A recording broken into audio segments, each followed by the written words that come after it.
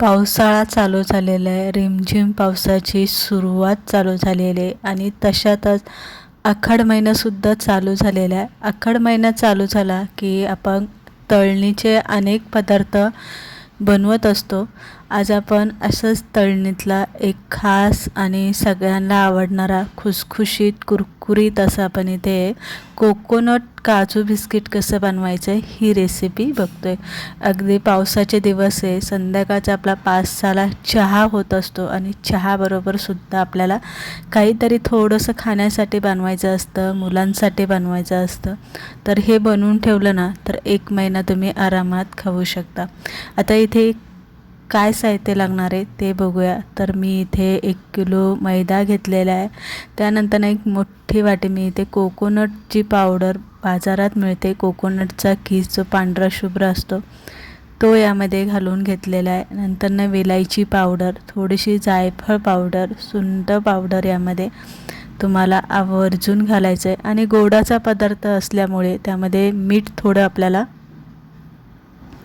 घालून घ्यायचं आहे.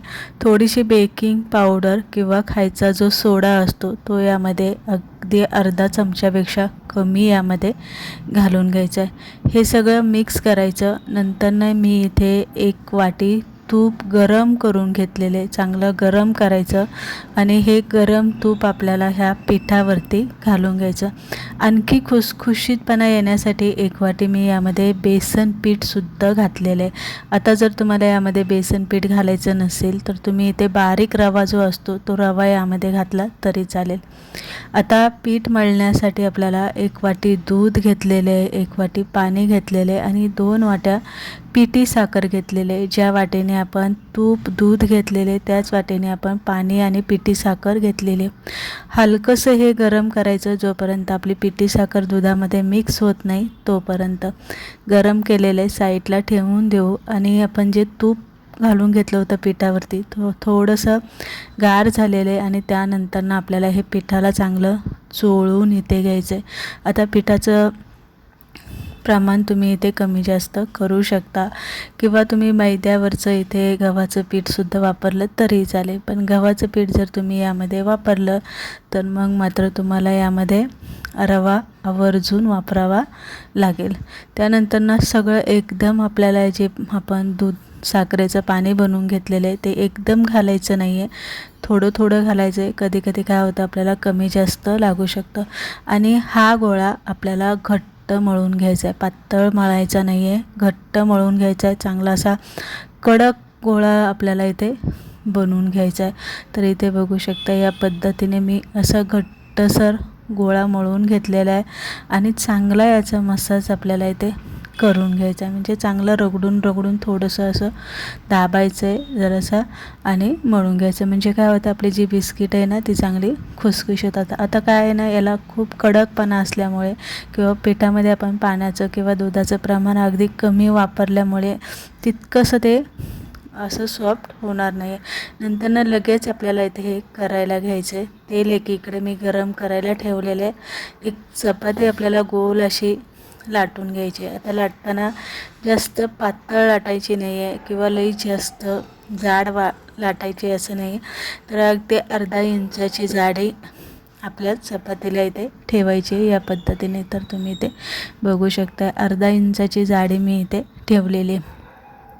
आता आपल्याला काजू बिस्किट बनवायचे. तर काजूचा आकार आपल्याला कसा द्यायचा, एखादा असा गोल चमचा किंवा एखाद्या बाटलीचं गोल झाकण जे असतं ते इथं घ्यायचं आहे आणि ह्या पद्धतीने अर्ध्याच भागाच्या शेपवरती आपल्याला हे चमचा किंवा जे झाकण असतं ते इथे ठेवायचं आणि चांगलं दाबून असं पुढे वाढायचं. तर बरोबर असं काजूच्या आकाराचा शेप तयार होतो. आणि अगदी तुम्हाला काजू छोटे मोठ्या आकाराचे पाहिजे का ते सुद्धा तुम्हाला अगदी करता येतं. तर इथे बघू शकता या पद्धतीने मी काजूच्या आकाराचे हे बिस्किट इथे कट करून घेतलेले. सेम पाठीमागे जसं काजूच्या 2 खापळ्या आपण करतो मागचा भाग जो असतो तसंच या भागाला सुद्धा बनलेले. पुढून सुद्धा आकार तुम्ही इथे बघू शकता. सेम म्हणजे सेम काजूसारखेच दिसतात आहे आणि कुणालाही असं पाहिलं तर कळणार नाही लांबणं हे काजू आहे की आपण काजूचे बिस्किट बनतो आहे. पाहताक्षणी कोणीतरी एखादं सहज फसेल की हे खरोखरचे काजू आहे की काय. आता इथे तळताना कोणती काळजी घ्यायची आहे, तेल गरम करायचं आहे, जास्त कडकडीत गरम करायचं नाही किंवा खूपच गरम आहे असंही करायचं नाही, हलकं असं मिडियम गरम करायचं. आपण इथे काजू बिस्किट यामध्ये सोडलं आहे की हलकेसे त्याला बुडबुड्या आल्या पाहिजे.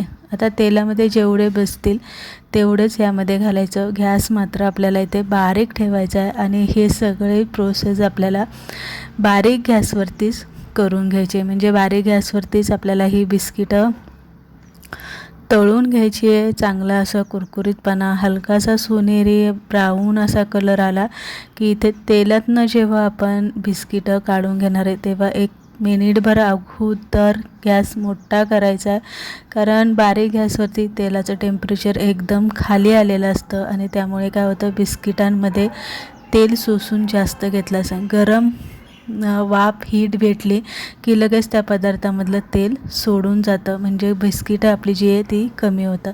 तर इथे तुम्ही बघू शकता या पद्धतीने छान अशी आपण इथे कोकोनट काजू बिस्किट इथे बनवून घेतलेले, एकदम खुसखुशीत झालेले.